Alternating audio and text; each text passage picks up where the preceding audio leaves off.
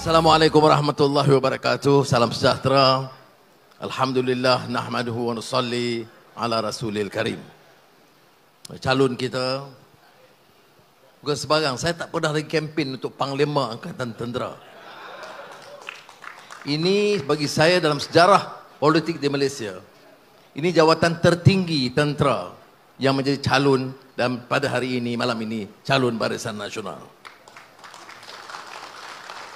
Rakan-rakan menteri, pimpinan dari Kerajaan Perpaduan, saya ucap terima kasih. Malam ini nampak semangat sudah meningkat.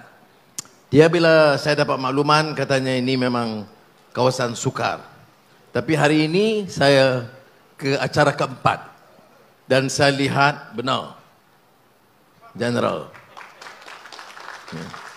Dia masalah ni dalam politik ini, ada keyakinan atau tidak? Jelaskan kepada rakyat. Kita bukan datang di sini untuk mencaci orang. Kita datang dengan agenda, dengan bukti pelaksanaan apa yang kita usahakan dalam tempoh 1 tahun. Semua kecaman mereka itu berbalik kepada hanya kita ni tidak Melayu dan tidak Islam. Di sekitar itu saja.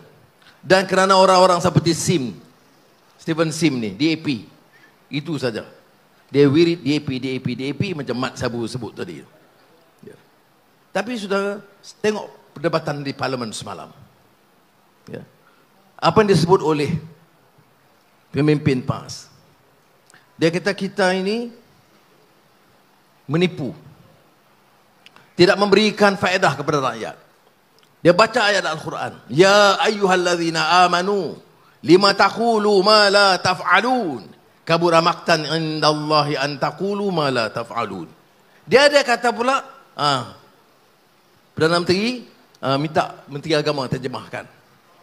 Punya sombong dan angkuh wa takabbur. Dia ingat dia reti baca, dia faham, orang lain tak faham. Itu satu sikap. Ulu, ananiyah yang ekstrim. Dan dia kata, semua kebaikan kita itu terpadam. Noktahkan kemiskinan tegar. Ini kali pertama dalam sejarah. Kita selesaikan masalah kemiskinan tegar. Ada usaha terdahulu. Tetapi kali ini ada saja keluarga miskin tegar. Kita selesaikan. Itu tak ambil kira. 8,500 lebih sekolah-sekolah, tanda-tanda sekolah kita perbaiki. Termasuk di Kemaman ini. Dia tidak memberi bekas dan kesan. Turunkan judi dia ber-22, turun balik kepada 8. Tidak memberi kesan.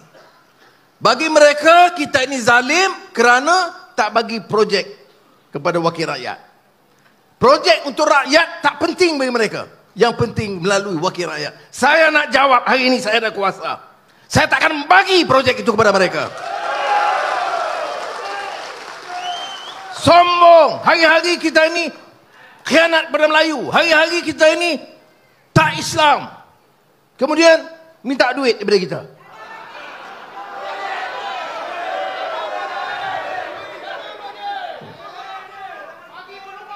Sudah. Projek untuk rakyat kita bagi. Kemaman dulu diwakili oleh PAS. Projek kita sampai. Terus kepada rakyat. Tidak kepada wakil rakyat. Apa sebab nak bagi kepada wakil rakyat? Ya. Dan kalau kita berdulu pun tak dapat. Tapi bila Ismail Sabri jadi Perdana Menteri, gunding, lebih 3-4 bulan gunding, akhirnya disetujui. Jadi saya cadang kepada pemimpin Perikatan Nasional, gunding dengan timbalan Perdana Menteri kedua, Datuk Seri Fadilah. Dan kita timbang. Nak gunding pun tak mau. Sebab apa? Sangat sombong. Ya. Orang sombong tak layak jadi wakil rakyat. Orang angkuh yang anggap dia saja tahu, dia saja Islam. Ini juga sikap yang ditentang dalam Islam. Sebab tu saya kata, saya tak kata mereka ni khawarij. Saya berkata, bibit-bibit khawarij dan takfiri telah mula meresap. Apa dia khawarij? Masa Sayyidina Ali bin Abi Talib radhiyallahu an. Siapa Sayyidina Ali?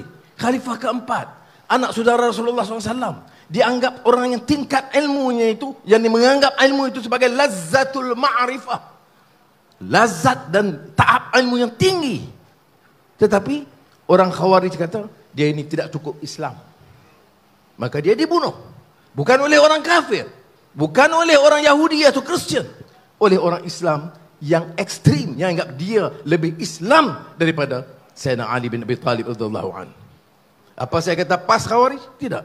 Tapi saya nak ingatkan, negara ini tidak akan selamat kalau kita izinkan puak-puak perlampau ini menghasut, memecah belah, memporak-perandakan negara ini. Beda pendapat boleh, kritik saya boleh, Perdana Menteri bodoh, tak apa dia kata, saya tak kesan. Perdana Menteri tak gerti urus ekonomi, tak apa. Mat Sabu tak gerti jaga ayam, okey. Ya. Tak apa, kita boleh jawab. Tetapi hukum kita sebagai khianat pada bangsa dan menentang agama, ini sudah tahap yang melampau. Itu kepada orang Islam. Bayangkan orang bukan Islam. Di Terengganu majoriti 90% Islam. Di Sarawak Islam minoriti. Di Pulau Pinang kurang dari 50%. Semua ini diambil kira. Untuk perintah negara ini, kita kena terima Islam itu agama persekutuan. Kita tingkatkan kefahaman Islam. Kita minta umat Islam itu hayati Islam. Kerana Islam itu agama untuk penghayatan. Istajibu lillahi walir rasul idza da'akum lima yuhyikum. Bicara dan amalkan. Tetapi kita juga faham, kita mesti santuni dan minta supaya keluarga kita dari bukan Islam itu merasa selesa dan bahagia sebagai warga negara ini. Supaya orang bukan Islam itu yakin kita itu adil, tidak enayi dia, tidak memaksa dia. Apa salah di mana itu? Program Islam pun kita lebih daripada dia. Sampai beberapa orang Melayu yang liberal kata kat saya, Anwar ni nak jadi lebih PAS daripada PAS. Ini pun tak masuk akal. Suruh baca 40 hadis lebih PAS daripada PAS ke? 40 hadis itu Matan Arba'in Imam Nawawi untuk anak-anak Islam belajar di sekolah. Kita tak wajibkan bukan Islam. Tapi yang Melayu dongong ini pun bagi tahu kata kita nak lebih PAS. Tak ada. Kita nak orang Islam faham Islam dengan betul supaya tak jadi ekstrim. Orang Islam kalau dia faham agama dia tak terlampau. Tak mau jaga supaya sama orang Islam itu jahil. Yang jadi masalah ini, yang sekarang kita dengar ni, sebab orang Islam itu jahil. Orang cerita semua dia terima. Sebab itu dalam jawab kepada pemimpin PAS malam, saya kata apa? Kamu cakap soal, kami ni zalim. Saya nak tanya, masa kamu perintah 3 tahun, ya, judi dari 8 naik 22. Oh, dia kata, oh apa? Oh kami tak tahu. Apa tak tahu? Kamu jadi menteri dok. Allah singgah. Ya. Ya. 3 tahun. Dan kita jawab, saya Mat Sabu dari Parlimen tanya. Sebab apa naikkan? Kalau dia kata dia tak tahu masa luluskan, kita bangkitkan 3 tahun tidak bergerak. Kita perintah 1 minggu, kita turunkan daripada 2 sampai 8. Kedua, saya kata, apa masa kamu perintah tak ada rasuah? Dia dah bangkit kecam TPM 1 Datuk Seri Zahid. Keputusan untuk membatalkan pertuduhan Datuk Seri Zahid itu bukan keputusan Perdana Menteri, bukan keputusan politik, diteliti oleh Peguam Negara. Saya boleh terangkan secara terlebih terperinci. Peguam Negara mengatakan masa itu dipaksa untuk dakwah. Ada rekod. Saya yang salah sebab apa? Dibatalkan. Tapi saya nak tanya pula, apa masa kerajaan PAS bersama dalam Perikatan Nasional tak ada rasuah? Terima kasih. Cerdik pun orang kemaman ni. Kalau macam ni tak menang saya tak tahu. Ya, jana wibawa itu satu. Kontrak kepada anak menantu. Sampai menantu lari keluar pun ada. Ya. Kalau benar bertahan lawan macam saya, tamu charge aku lawan di mahkamah, masuk penjara, aku keluar lawan, masuk lagi. Masuk lagi keluar, lawan tetap. Baru nak jadi pejuang dalam negara ini. Walaupun tak jadi general. Jangan main-main general. Jangan ingat dia paling angkatan tentera, dia lupa dia Perdana Menteri backup ni. Barulah berjuang. Ini baru disiasat lagi. Kemudian baik, kita adalah pejuang Melayu. Sekarang kerajaan sekarang tidak lagi Melayu. Kerajaan sekarang telah meninggalkan Islam. Ini yang dicanang. Dan ada orang terima. Ini masalah kita. Itu soalan kedua, ada rasuah. Berapa banyak siasatan. Sebahagiannya telah didakwa. Dulu semua kluster mahkamah. Sekarang tak dengar lagi dah kan. Dalam kempen tak cakap masuk. Makan dia kata dah benci dengan Anwar ni. Asyik tata kelola rasuah, tata kelola rasuah. Dia takut betul bunyi rasuah sekarang.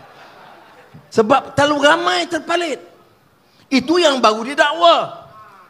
Hafuz, yang belum didakwa masih ramai. Itu siasat lah, kerja bukan kerja saya. Baik, itu yang kedua. Yang ketiga, yang riuh rendah datang sini, zalim.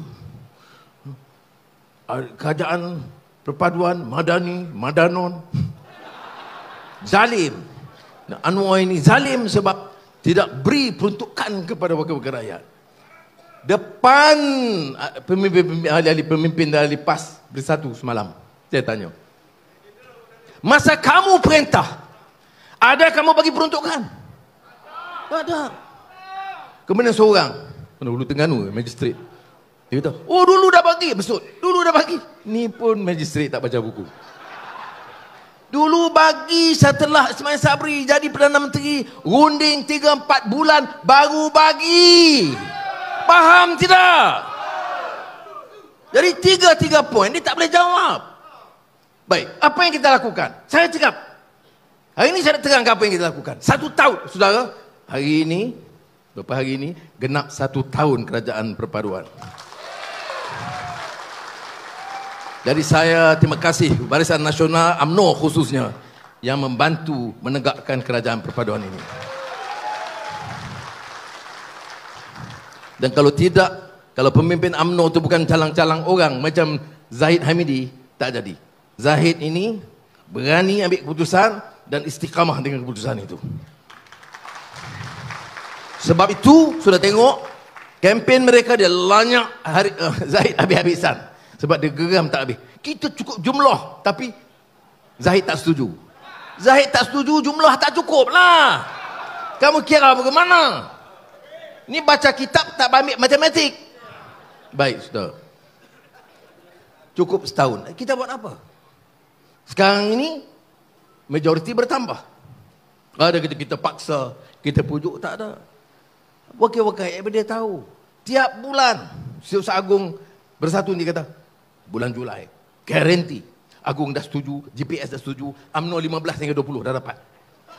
Lepas Julai sampai Ogos, bulan Ogos tetap. Hari tu Julai tu ada sikap tarikh, pasal tarikh silap. Okey. Tak jadi. Bulan September, tak jadi.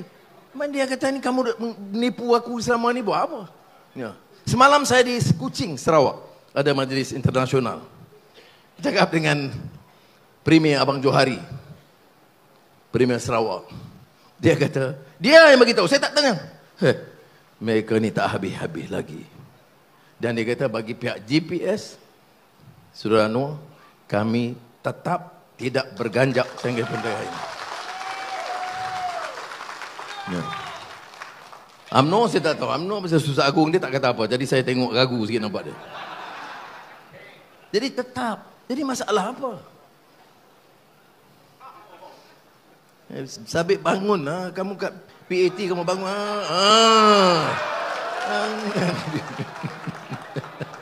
Mentang-mentang saya tak bukan general. Baik. Dengan kekuatan ini, untuk apa? Sebab itu saya kata, kita guna masalah rakyat dulu. Kadang-kadang saya faham, kawan-kawan bukan Melayu pun kadang-kadang dia keliru dengan kempen ini. Sebab saya kata, kita tidak akan bertolak ansur. Malaysia ini tegak dengan prinsip perlembagaan. Bahasa Melayu, bahasa kebangsaan. Saya nak semua rakyat, jangan tolak ansur lagi. mesti iktiraf bahasa Melayu sebagai bahasa rasmi, nak tulis surat pada mana-mana jabatan kerajaan termasuk pada Perdana Menteri atau Menteri Pertahanan mesti dalam bahasa kebangsaan.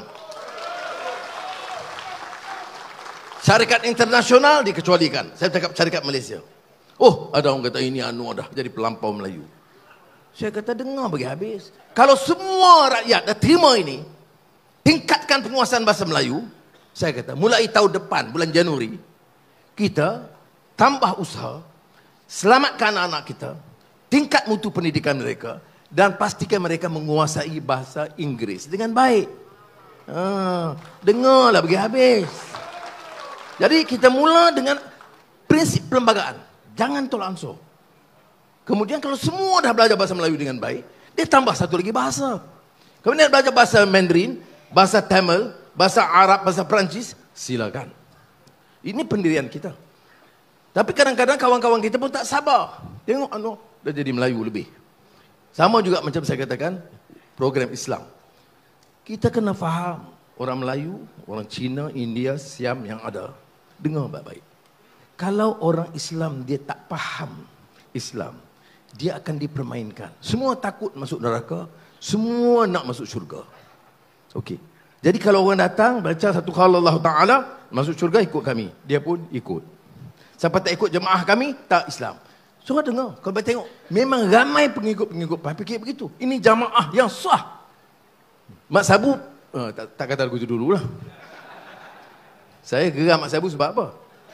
Sebab dulu di Matampoh dia lawan saya. Saya calon UMNO Barisan Nasional masa tu. Tak pakai sungguh. Itu dulu banget dulu. Lepas tu Mahfuz, baik. Jangan lupa orang UMNO ni, jangan lupa je. Asram, aku ni calon UMNO PN dulu tau, jangan lupa. Mak Maslan dia buat tak tahu je. Dia pula kadang-kadang nak ajar ni UMNO fikir macam ni, UMNO fikir je. Baik. Jadi kita tegangkan apa yang kita buat. Saya kata pertama noktahkan kemiskinan. Tegar.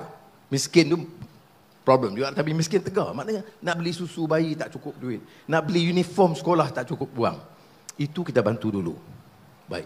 Yang kedua, tanda sekolah. Macam mana nak cakap soal negara ini maju? Hasil Petronas berpuluh bilion. Kita nak tingkatkan digital technology, energy transition, new industrial policy. Tanda sekolah perbaiki. Jadi saya kata tumpu ke situ. Dan alhamdulillah, saya katakan tadi 8,500 tandas di repair. Ya. Dan semua sekolah, walaupun masih 2-3 sekolah belum selesai, tapi arahannya semua sekolah. Sekolah kebangsaan, sekolah Inggeris, sekolah Cina, sekolah Tamil, sekolah Arab, Mahat Tafiz, semuanya dalam rangkaian itu. Baik, sekarang perumahan. Tadi saya di Felda. Apa masalah Felda? Kita bagi dialysis center. Kita bayar 83 bilion ringgit. Kita pasang elektrik di kawasan Felda. Ini Sabri Cik banyak berperanan di sini. Baik. Tapi isu dia perumahan generasi kedua dan ketiga. Dan ini menjadi strategi kita. Jadi kita datang dengan plan. Bukan cakap Islam, Melayu, tapi orang Melayu macam ni juga. Bagi peluang kepada kita insya-Allah. Bagi tenang, tumpu bangunkan negara. Bawa pelabur macam sekarang ini. Dari Amerika, dari India, dari China yang besar. Dari Jerman, ratus bilion datang bagi pekerjaan kepada anak kita. Tingkat taraf hidup mereka. Ini rencana kita. Macam Tibet. Kita belanja 6.8 bilion ringgit satu tahun. Datuk Seri Zahid bagi cadangan yang sangat baik. Sebahagian Tibet, Petronas jaga. Sebahagian Proton Jili jaga. Sebahagian syarikat-syarikat GLC jaga. Sebahagian syarikat swasta jaga. Dengan itu diberi latihan lebih baik. Sebab yang lulusan Tibet sekarang gaji RM2,000. 97% dapat kerja. Gaji RM2,000 sebulan. Tak cukup. Jadi sekarang kita bagi training tambahan. Majoriti anak Melayu. 75% anak Melayu. Ratus ribu ni latih. Bila kita bagi tambahan latihan, gaji dia paling minimal 3,000 sehingga RM5,000 sebulan. Dan anak-anak Kemamang, itu akan dapat faedah. Itu rancangan kita. Kemudian saya kata, Kuala Lumpur, kota-kota, dia kenal Twin Tower. Semua yang indah-indah. Saya kata tidak. Saya tak mau buat lagi Twin Tower. Ada wang, kita tak belanja buat projek-projek mega. Itu serah kepada penasihat mereka dulu. Penasihat mereka sekarang. Penasihat. Hey, inilah punya bankrupt punya idea. Carilah anak-anak muda yang cerdik, bagi nasihat. Ini bagi, tak apalah. Saya tak nak komen. Dia biar Mak Maslan jawab betul. Tumpuan kita di Kuala Lumpur apa? Gerai, warung, restoran kecil, parit-parit rumah rakyat. Itu yang kita selesaikan. Sekarang hampir 80-100 gerai yang diperbaiki, dibangunkan semula. Karena gerai itu makanan rakyat. Tempat rakyat yang ramai pergi, bukan restoran 5 bintang. Restoran 5 bintang itu tempat Lokman Adam.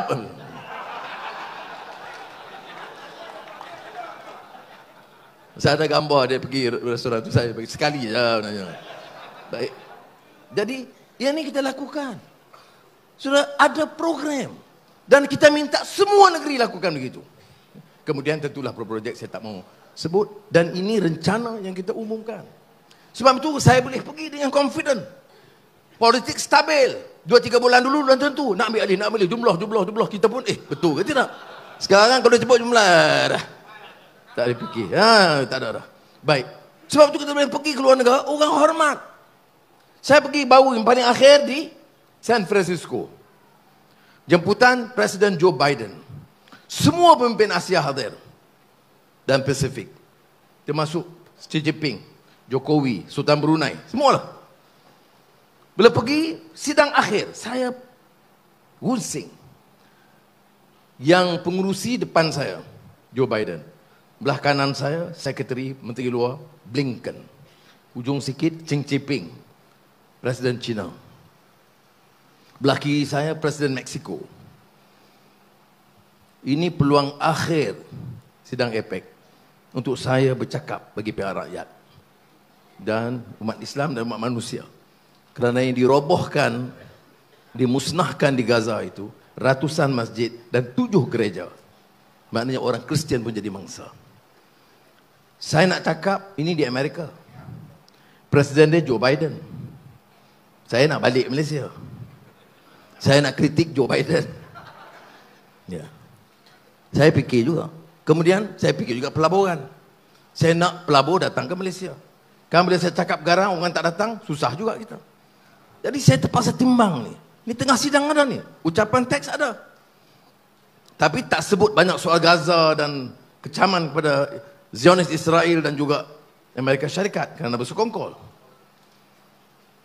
Giliran berucap Chili, Xi Jinping, kemudian saya tak ingat Bolivia ke Colombia, kemudian giliran saya. Sekitar 10 minit sebelum saya berucap, tak ada teks, saya catat 1-2 poin. Saya kata saya terpaksa beranikan diri, suarakan bagi pihak rakyat. Depan saya Presiden Joe Biden. Tak mudah. Cakap di sini boleh. Joe Biden boleh. Saya lebih garang daripada Mak Sabu. Tetapi ini Joe Biden di depan. Saya pun tak pasti kalau Mak Sabu berani berucap. InsyaAllah, insyaAllah. Baik. Jadi saya pun kata, okey, bagaimana saya nak buat pendekatan? Mula saya sebut supaya saya bagi kenyataan. Saya kata kita dalam negara, sebagai negara membangun, kita perlu pelaburan daripada semua negara. Saya berterima kasih kepada masyarakat Amerika datang. Dan kita tidak mau halang kerana negara China ini jiran kita. Dan hubungan kita baik. Dan kita perlu tingkatkan perdagangan dan pelaburan dari negara China. Saya tengok Xi Jinping buanggu happy, baik. Kemudian saya kata, sekarang ini berlaku Rusia dan Ukraine. Kamu, Amerika, mau kami kutuk Rusia kerana langgar Ukraine. Kerana ini soal hak asasi, soal rule of law, soal kemanusiaan. Tapi saya kata, mengapa bila Israel serang takluk Gaza, musnahkan, mati anak-anak kecil dan wanita, kamu izinkan? Tidak lakukan apa-apa. Tentu nada saya lebih tinggi. Jadi saya tengok dia perhati je. Saya pun beralih ke kiri. Ni Presiden Amerika dia perhati ni, Anwar ni budak ni nak kena ni. Saya tengok dia, saya perhati ke Ciping. Jadi saya sebut. Jadi ini apa yang saya nak sampaikan. Bila politik itu stabil, majoriti rakyat bersama kita, kita boleh pertahankan pendirian kita di depan siapa saja di dunia. Apa yang saya cakapkan itu kenyataan. Saya kata, Mr. President, one day delay in your action will result in the murder, killing of many children, babies, women and civilians. Please stop it and stop it now. Ya, itu nada saya. Walaupun saya gemuruh sikit, tapi saya syukur alhamdulillah diberi kekuatan. Sebab itu saudara, politik harus stabil. Kerajaan harus kuat. Kalau kuat curi wang tak ada makna. Kalau kuat curi harta jana wibawa tak boleh kuat. Tapi kalau kuat untuk bela nasib rakyat, pertahankan yang hak, mesti beri kuat. Dan sebab itu kemaman ini penting. Untuk bagi signal kita mau kerajaan yang padu dan kuat untuk jaga rakyat. Sebab itu saya berani 83 bilion untuk Felda, jalan. Ya. Pembangunan semua sekolah, jalan. Semua program Islam, jalan. Oh, dia kata DAP. Saya kata DAP dalam kabinet. Dia boleh suarakan hal-hal yang dia rasa penting untuk kampung baru ke, untuk masalah pelaburan, perniagaan, tak ada masalah. Tetapi kita ambil 8.3 bilion wang kerajaan, DAP tak bantah. Kita katakan tingkat dana untuk program Islam, DAP tak bantah. Jadi dia kata kita tak ada kuasa sebab apa? Adilkah kita hukum dan hina orang dengan fakta yang salah? Kamu pakai serban dan jubah tapi kelirukan rakyat. Kamu pakai serban dan jubah, kamu doa laknatkan orang. Kamu tak perlu pakai serban dan jubah kalau nak hina orang dan laknat orang. Lebih baik anak muda yang baju hitam ni tak ada serban, ada janggut sikit okey. Yang penting ikhlas al-amalillah. Akhlak kena baik. Dan ini kita kena faham. Sebab saya datang susah payah ni. Sebab saya mau orang Kemaman bagi signal yang jelas. Nak apa lagi kita buat? Apa lagi yang kita belum buat? Berdepan Amerika kita sanggup. Buat program pendidikan kita sanggup. Bawa perubahan, ajak UMNO Barisan Nasional, Pakatan Harapan, Keadilan DAP dan Amanah, GPS Sarawak, Sabah, kita cuba selesaikan. Masalah MA 63 puluhan tahun tak diunding selesai. Kita selesaikan cara muafakat di kabinet. Sudah. Oh, kita anak tirikan Terengganu. Apa anak tiri? Tempatan banjir kita buat. Saya tak perlu kerajaan negeri minta, tak payah. Saya tengok rekod perlu selesaikan masalah banjir di Kelantan. Kita bagi peruntukan yang tinggi. Air tak ada di Kelantan. Ada air pipe bocor. Air karat. Kita luluskan 500 juta ringgit segera. Ini zalim. Saya pun geram. Tak, terima kasih pun tidak. Ya, syukur pun tidak. Tapi kalau baca la in syakartum la azidannakum wa la in kafartum inna azabi lasyadid. Kena syukur. Oh, kami syukur kepada Allah SWT, bukan kepada Anwar. Betul lah, terima kasih kat aku cukup lah. Tak apa. Tak terima kasih tak apa, jangan maki aku lah. Saya pergi 2 hari yang lalu berunding dengan Perdana Menteri Thailand. Perdana Menteri Seta, Menteri baru. Saya tak bersuka sebab dia jalan dia tinggi sangat. Tak patut sungguh. Kalau saya tahu saya duduk atas kursi. Berdiri atas kursi. Baik. Dan dia ambil sikap yang baik. Dia kata, Anwar, boleh tak kita pergi ke Sadau dan Bukit Kayu Hitam? Bagi signal yang jelas. Kita nak cuba selesaikan masalah Selatan Thai. Kita nak bangunkan kawasan yang mundur. Dan kita nak buat projek-projek. Dan jalan raya. Dan semacam-macam kita buat. Saya kata okey. Kemudian, saya cadangkan projek Golok, jembatan Golok, Rantau Panjang. Kerajaan Kelantan tak minta pun. Saya buat. Sebab kita boleh selesaikan pengurusan sungai supaya kurangkan tekanan banjir dan supaya laluan daripada Rantau Panjang ke Golok itu baik. Sudah, itu kerja kita. Tak payah kerajaan negeri sibuk. Oh, tak dapat wang ihsan. Siapa kata tak dapat? Tak dapat, tak bagi kepada dia, langsung bagi kepada rakyat. Saya nak tanya saudara, rakyat nak kan nak bagi kerajaan negeri? Ya, bagi kepada rakyat. Kalau tak bagi lain, dia bagi tahu Kenyir runtuh, tanah runtuh di Kenyir. Sebagian TNB buat, sebagian tanah kerajaan negeri. Saya bagi kelulusan segera atasi masalah hakisan dan tanah runtuh di Tasik Kenyir. 200 juta ringgit. Ada terima kasih? Yelek. Ya. Terima kasih tak ada. Dia kata, oh tak ada bantuan, tak bagi. Ini wang 200 juta ni wang mana? Ya. Jangan wibawa.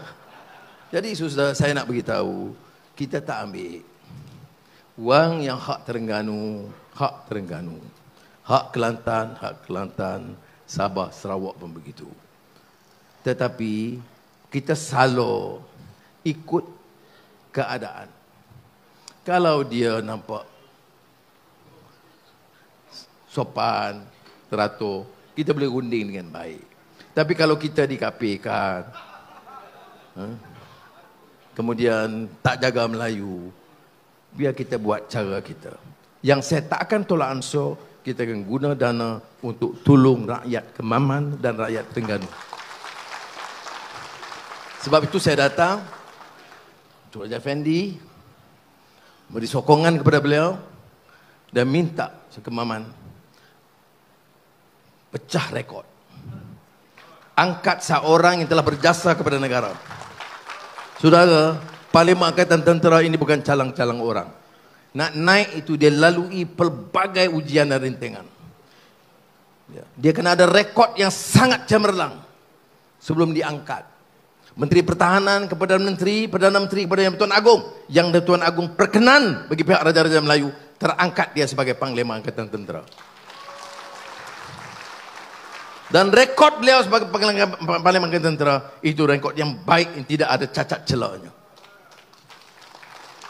Sekurang-kurangnya orang Kemaman ingat Kemaman, betul. Lebih daripada itu, ingat dan kenang jasa orang yang menjaga, pertahankan bumi bertuah, setiap inci bumi bertuah ini. Jadi saya harap, dan insya-Allah dengan kedudukan beliau seperti yang disebut oleh Mak Sabu tadi, saya percaya kalau dia jadi ahli parlimen, takkan nak jadi macam ahli parlimen biasa. Dia tentunya bagi tugas supaya hubungan dengan kerajaan dan Perdana Menteri baik. Jadi ingat saudara, kita pastikan kemenangan calon Barisan Nasional nombor. Assalamualaikum warahmatullahi wabarakatuh.